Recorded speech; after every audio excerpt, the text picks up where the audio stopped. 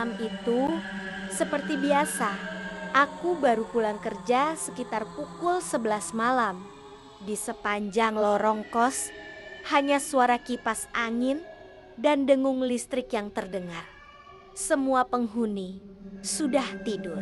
Tapi, sejak 2 minggu terakhir, ada satu hal yang selalu membuatku gelisah. Kamar kosong di samping kamarku. Pemilik kos bilang kamar itu belum ada yang menyewa. Tapi setiap malam, aku mendengar suara orang berjalan di dalamnya. Kadang seperti langkah pelan-pelan. Kadang seperti ada yang memindahkan barang. Awalnya aku pikir hanya halusinasiku karena lelah. Tapi suatu malam, suara itu makin jelas. Seperti seseorang menarik kursi. Lalu, suara perempuan tertawa lirih. "Kamu dengar aku ya?" Aku langsung terdiam. Itu bukan dari mimpiku. Suara itu jelas berasal dari kamar sebelah. Dengan jantung berdegup cepat, aku mendekat ke dinding yang memisahkan kamarku dan kamar kosong itu. Kutempelkan telinga dan terdengar suara benda jatuh keras. Diikuti langkah cepat menuju arah pintu. Aku langsung keluar kamar. Tapi saat kulihat ke arah kamar sebelah, pintunya terkunci rapat. Lampunya mati. Keesokan paginya, aku menanyakan pada ibu kos. Wajahnya langsung pucat. "Nak, kamu yakin dengar sesuatu? Kamar itu sudah kosong 3 bulan. Penyewa terakhir, dia meninggal di sana, gantung diri malam sebelum mau pindah." Aku tercekat. Malamnya, aku berusaha tidak memikirkannya. Tapi, ketika aku hendak tidur, dinding kamarku diketuk 3 kali. Pelan, tapi jelas. Dan dari arah kamar kosong itu, terdengar bisikan lirih. "Kau menempati kamarku sekarang, bukan?" Malam berikutnya, aku sengaja tidak tidur lebih awal. Aku ingin memastikan apa yang sebenarnya terjadi di kamar sebelah. Jam menunjukkan jam 0:23 ketika suara itu kembali terdengar. Aku mematikan lampu kamar, lalu menempelkan telinga ke dinding. Kalau ini cuma suara tikus, pasti aku bisa buktikan. Tapi tiba-tiba, dari seberang dinding terdengar suara napas berat, pelan, panjang, seperti seseorang berdiri tepat di sisi lain tembok. Aku mundur spontan, merinding dari ujung kepala sampai kaki, lalu suara itu berhenti. Sunyi. Aku menatap pintu kamar, lalu memberanikan diri keluar. Lorong kos gelap hanya diterangi cahaya redup dari lampu ujung tangga. Aku melangkah pelan ke arah kamar kosong di sebelah. Pintu kayunya tampak tua. Catnya terkelupas. Aku menelan ludah dan bicara pelan. "Aku permisi. Kalau ada orang di dalam, saya cuma mau tahu." Belum sempat aku lanjutkan, pintu itu bergetar keras. Aku mundur beberapa langkah. Jantung hampir melompat keluar. Tapi anehnya, pintu itu tetap terkunci. Astaga, ini nggak mungkin. Tiba-tiba dari balik pintu, terdengar suara perempuan pelan tapi jelas. "Kau dengar aku kan? Aku sendirian di sini." Aku gemetar. "Siapa kamu?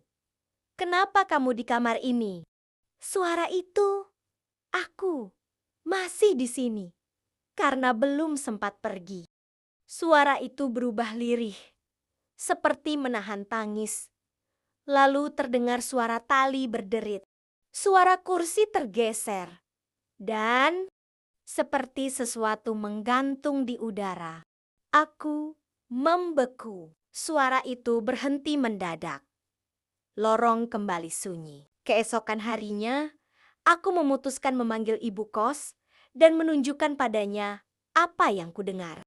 Kami membuka kamar itu bersama. Saat pintu dibuka, udara dingin menyeruak keluar. Kamar itu kosong, kecuali satu hal.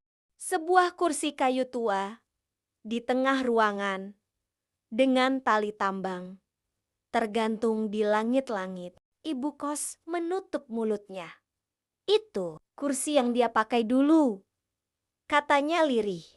Aku menatap tali itu, dan entah kenapa, dari pantulan cermin di pojok ruangan, aku melihat sosok perempuan berambut panjang menggantung pelan, menatap ke arahku. Sejak kejadian itu, aku tidak bisa tidur nyenyak.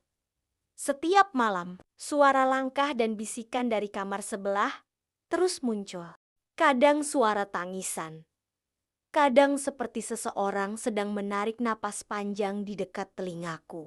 Malam itu, aku memutuskan menyalakan ponsel dan merekam suara dari arah dinding. Jam menunjukkan pukul 00.45. Suara tawa lirih itu muncul lagi. Kali ini lebih dekat. Aku gemetar. Kalau kamu memang ada di sana, tolong tunjukkan dirimu. Beberapa detik sunyi, lalu lampu kamar berkedip-kedip. Udara mendadak dingin, nafasku keluar seperti asap. Dari arah dinding, muncul bayangan perempuan berambut panjang, menjalar pelan ke arahku. Matanya kosong, kulit wajahnya pucat keabu-abuan. Sosok perempuan, kamu menghuni kamarku, aku tidak suka. Aku mundur. Aku nggak tahu. Aku cuma menyewa kamar sebelah. Jangan ganggu aku. Sosok itu menunduk. Rambutnya menjuntai menutupi wajah. Aku. Siapa? Siapa yang kamu maksud?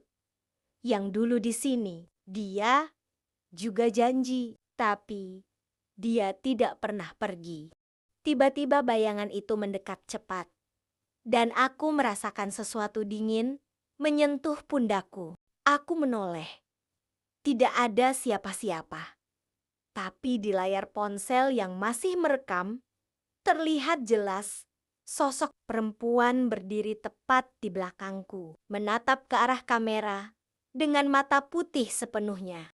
Aku terlempar ke lantai.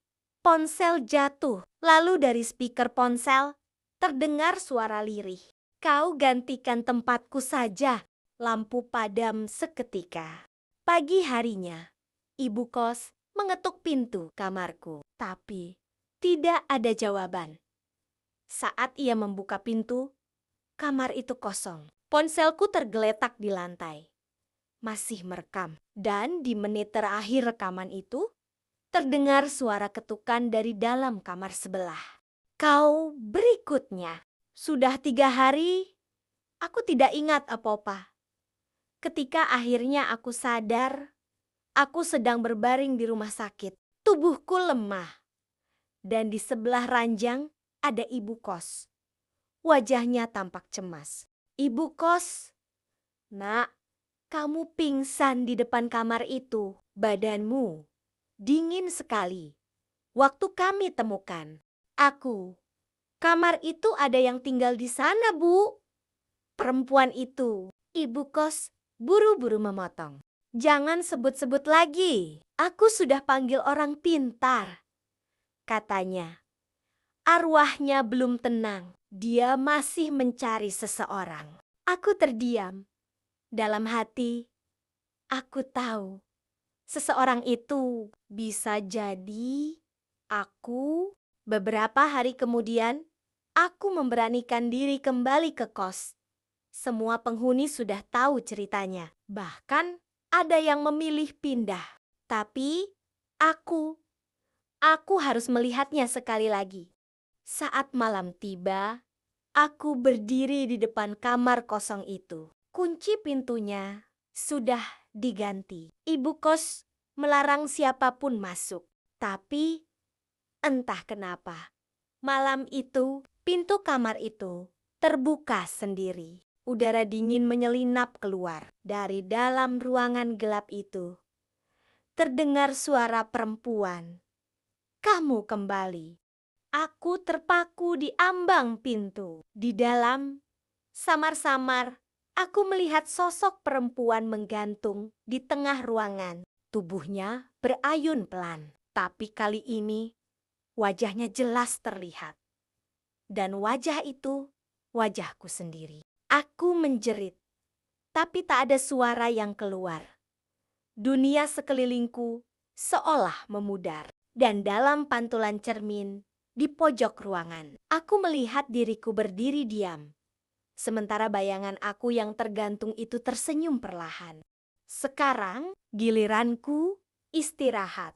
Lampu padam, pintu menutup sendiri. Sejak malam itu, kamar itu benar-benar ditutup permanen.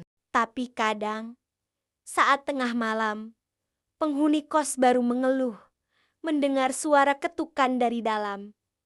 Kamar yang terkunci